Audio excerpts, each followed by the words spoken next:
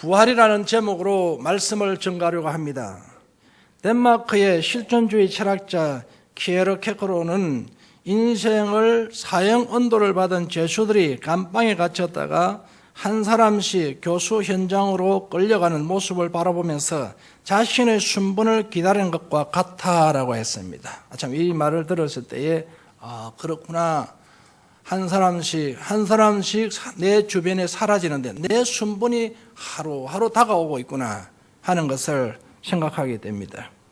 그리고 스위스의 정신과 의사이며 심리학자인 구스타브 웅은 이런 말을 했습니다. 인간이 불명, 즉 영생을 믿는 믿음이야말로 최대의 치유책이다라고 말씀하셨습니다. 사랑하는 여러분, 우리 주님은 우리에게 이런 말씀을 하셨습니다. 나는 부활이요 생명이니 나를 믿는 자는 죽어도 살겠고 무릇 살아서 나를 믿는 자는 영원히 죽지 아니하리라 했었습니다. 우리 하나님은 3년이라는 사역을 하셨습니다. 3년 동안 하시면 마지막에 이제 여러분의 죄를 모두 주님이 짊어졌었습니다. 짊어지고 잠깐의 시간 만에 한 사람이신 예수 그리스도께서 몽땅 해결해 주셨습니다. 그러므로 우리는 하나님 자녀가 된 겁니다. 이날을 우리는 정말 기념해야 되고 이날에 우리는 행복해야 합니다. 그러므로 부활을 맞이한 저와 여러분, 이 부활주일날 부활이 주는 의미는 과연 무엇일까 하는 것입니다. 오늘 보니까 우리 주 예수 그리스도께 어두움, 무덤, 터널 이 속에 갇혔다가 다시 회복하셔서 밖으로 빠져나온 것입니다.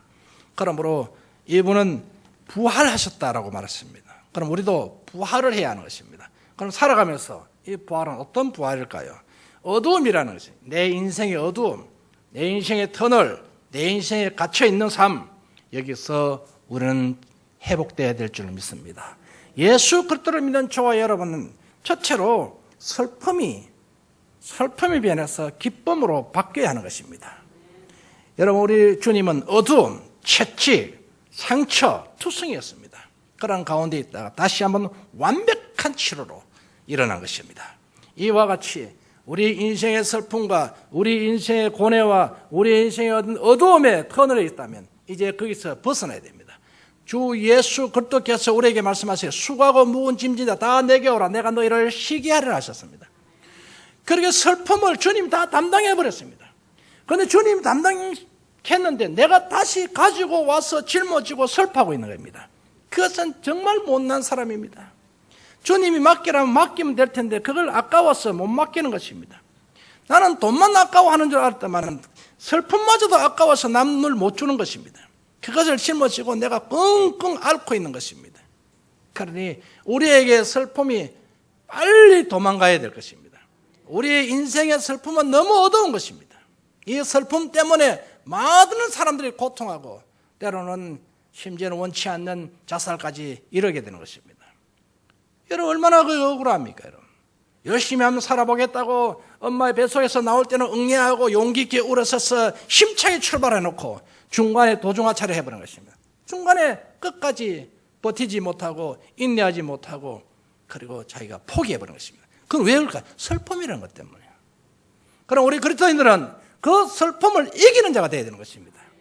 그 슬픔을 딛고 서야 하는 것입니다. 이게 우리 그리스도인이 해야 할 일들입니다.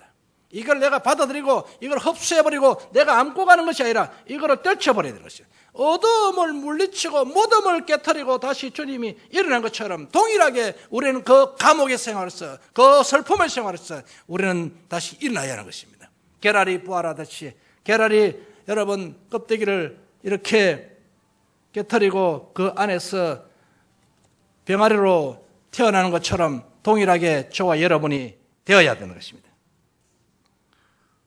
우리는 슬퍼할 이유가 없습니다. 슬퍼할 의무가 아닙니다. 우리의 슬퍼할 의무가 아닙니다. 슬픔은 우리의 의무가 아닙니다. 우리의 의무는 기쁨입니다. 우리의 사명은 기쁨입니다. 슬퍼하는 일을 해서는 안 되는 겁니다. 기쁨으로 오늘도 승리하기를 바라겠습니다. 두 번째로 우리에게 주어지는 교훈은 어떨까요? 두려움이에요. 두려움이 사라지고 우리에게 담대함이 들어와야 되는 것입니다. 두려움이라는 것 때문에 우리는 주저합니다. 겁이라는 것 때문에 출발을 못하는 것입니다. 겁이라는 것 때문에 우리는 용기가 사라집니다. 그러니 오늘 부활하신 주 예수 그리스도를 생각할 때 우리 주님이 십자가를 지셨을 때 우리 모든 죄를 담당하고 짊어지고 양 어깨에 짊어지고 그분은 쓰러지면서까지라도 그 십자가를 짊어지고 끝까지 버텨간대. 결국은 죽음이었습니다. 버텨갔으나 죽음이었는데 그 죽음을 통해서 우리의 죄가 사함을 받는 것입니다.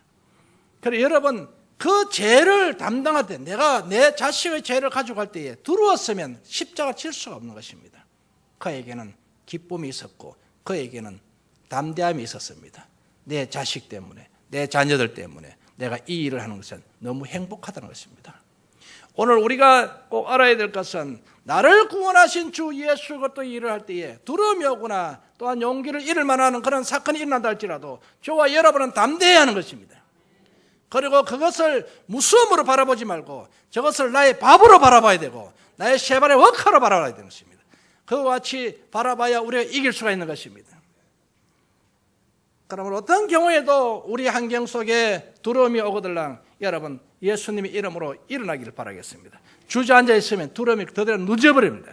그러나 일어나 버리면 어떤 경우에도 예수님의 이름으로 일어날 줄 믿습니다.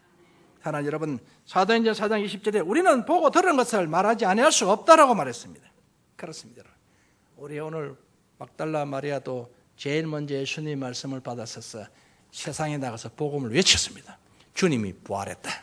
그러므로 우리 입에서는 항상 부활의 신앙을 가지고 나도 부활할 수 있다라고 고백해야 하는 것입니다. 주님 부활이 곧 내 부활이다. 그러니 이와 같이 무덤을 깨뜨고 일어나신 주님을 바라보면서 우리 두려움의 무덤에서 우리는 다시 회복되어 일어나야 하는 것입니다. 두려움의 상처 속에 우리가 파묻혀 있는 것이 아니라 거기서 다시 일어나고 용기 백배해서 앞을 향하여 바라보며 주님만을 생각할 수 있는 저와 여러분 되기를 바라겠습니다. 세 번째로 우리에게 주어지는 것은 실망일 것입니다. 실망이 변하여 소망이 되었으면 좋겠습니다. 따라합시다. 실망이 변하여 소망이 되었으면 좋겠습니다. 할렐루야. 여러분 우리가 예배를 드리다가 또한 신앙생활과 기도합니다만 그러나 내가 원하는 바의 성취가 이루어지지 아니할 때는 실망합니다. 내가 왜 이럴까? 나 신앙생활을 열심히 했는데 내가 예수를 믿는데 나도 기도하는 사람인데 내 환경이 왜 이렇게 자꾸 어두움으로 가려고 자꾸 낙심되려고 환란이 자꾸 일어날까요? 그러다 보면 실망하게 돼. 자꾸 낙심되는 거예요. 이제 여러분 그렇게 상처받고 욕듣고 무시 멸시 천대당하고 마지막에 예수 중에 예수인 그 십자가다. 기는 그들과 함께 십자가를 지고 주님이 돌아가십니다. 얼마나 실망했겠습니까? 본인 예수 그리스도를 한번 생각해 보십시오. 그런 상황에 실망하지 않을 사람 누가 있겠습니까? 내가 지금 열심히 살았는데 나에게 마지막에 주어지는 그 상이 십자가 상이다. 십자가 상. 주님께서 나에게 은혜 베푸신 그 보상이 십자가라. 여러분 실망 안 하겠습니까? 실컷 믿어봐도 아무 소용이 없다라고 우리는 입에서 주님 바이바이 합시다. 내가 그동안에 정든 것이 내가 사랑한 것이 내가 어리석고 못난 일이었습니다. 그리고 바이바이 하고 작별 인사하려고 생각할 것입니다. 그리고 우리 주님께서는 마지막까지라도 십자가를 향해 가고 있다는 사실을 여러분 아셔야 하는 것입니다. 왜요? 부활의 소망이 있기 때문에. 내가 죽음으로 내 자식이 살아나기 때문에. 내가 죽음으로 내 백성들이 일어나기 때문에. 저 죄를 내가 담당하기 때문에. 그래 여러분 그 소망 가지고 저와 여러분의 죽음에서 일어나는 장면을 하나님은 빤히 눈으로 보고 있었습니다. 저들의 죽음에서 일어날 것을 생각하니 그 생각 자체가 소망인 것입니다. 잘 될 수밖에 없다. 이룰 수밖에 없다. 하나님 도와주신다 하는 것을 여러분은 소망해야 될 것입니다. 베드로 같은 경우에는 여러분 3번이나 부인하지 않습니까? 그런데 성령 받고 난 이후에 변화가 되는 것입니다. 이제 절망 가운데 있었던 사람, 낙심 가운데 있었던 사람이 바로 소망 가운데 힘찬 전도자의 사명을 감당하다가 그런 순교하고 맙니다. 5,000명 이상의 무리가 모여 있었습니다. 장정만. 근데 양식이 없어요. 주님, 사과 올라에 돈도 없고 어떻게 하면 좋겠습니까? 그래 여러분요, 방법이 없습니다. 양식을 구할 방법이 없어요. 어린 나이에 도시락이 있다는 것을 소식을 전합니다. 그것을 가져오라고 그래요. 그것을 받아들여서 하늘로 축소했더니 그것이 불어나기 시작합니다. 고기 2마리, 떡 5개 불어나기 시작하는데 그게 5,000명을 먹고 마지막에 배 두드리면서 먹고 마지막 남은 것 챙기니까 12강줄이 남았다 했습니다. 한 강줄의 기택이 약간의 자리를 잡아야 할 그 빵이 실컷 배를 채우고 난 남은 것을 모두니 12강줄이. 여러분, 이들은 얼마나 실망했겠으면 저거 가지고 도시락 가지고 우리가 어떻게 하시려고 낙심하고 그리고 불편한 마음으로 바라봤을 것입니다. 그런데 여러분, 우리 주님께서는 소망 가운데 기대했습니다. 이것을 가지면 12강줄에 남을 것을 이미 주님은 예측하고 있었습니다. 5,000명 너희들을 배부르게 먹을 것이다. 그 주님이 소망 가운데 기대하는 그 모습 한번 생각해 보십시오. 얼마나 행복했겠습니까? 그러나 그 모든 여러분 어린 나이부터 시작하면 약 4만 명이라고 생각하면 그 사람들이 그 앉아서 그 하나를 바라보고 있을 때 얼마나 낙심하게 저까지 뭐 하는 짓이냐 그랬어요. 낙심하고 그리고 실망하고 있을 때 하나님 그에게 소망을 불어주는 것입니다. 사르밧 과부 아십니까? 여러분 한번 생각해 보세요. 사르밧 과부 한 끼 양식밖에 없어요. 애야, 내 어머니, 애야 이제 양식이 다 떨어졌어. 어떻게 하면 좋니? 어찌 방법이 없어요. 그래서 나무를 주워다가 떡을 굽어서 서로 나눠 먹고 죽으려고 이제 마음을 다짐하는 것입니다. 그 어머니는 슬픈 마음으로 나가서 나무 주스러는데 엘리야 선지를 만나지 않습니까? 그동안에 움켜쥐고 있었어. 이 양식 내 자식하고 뭐가 꽤 아껴서 왔습니다. 그런 양식을 움켜쥐던 이 사람이 선지자의 말에 수긍하고 펴는 것입니다. 움켜쥐었던 내 양식, 내 자식만 가지고 우리만 먹고 이제는 남은 여생을 내가 생명다하는 그날까지 죽어야 되겠다. 아니 이 양식 먹고 죽어야 되겠다. 결론을 내는 것입니다. 움켜쥐고 있습니다. 그런데 그것마저라도 죽을 양식이라도 그것마저라도 대접했더니 거기에 놀라운 기적은 매일같이 때마다 양식이 생기고 기름이 생기고 이때는 크게 아멘하는 게 복입니다.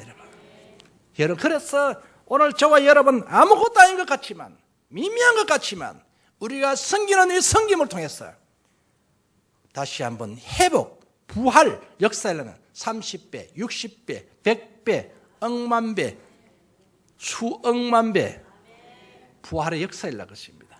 여러분들이 정말 어렵지 않습니까? 사르밧 과부처럼 정말 한 끼 양식 움켜쥐고 있었습니다. 이것밖에 없다. 이것을 가지고 여러분 이번에 필리핀의 이 청년들을 위해서 섬기고 이렇게 했을 때에 우리 하나님께서 여러분에게 넘치는 은혜보다도 굶주리지 않고 굶어 죽지 않게끔 일용할 양식으로 계속적으로 공급해 줄 줄 믿습니다. 그 믿음에 감사가 된다면 틀림없는 삶처럼 넘치는 복이 굴러들어올 줄로 저는 믿습니다.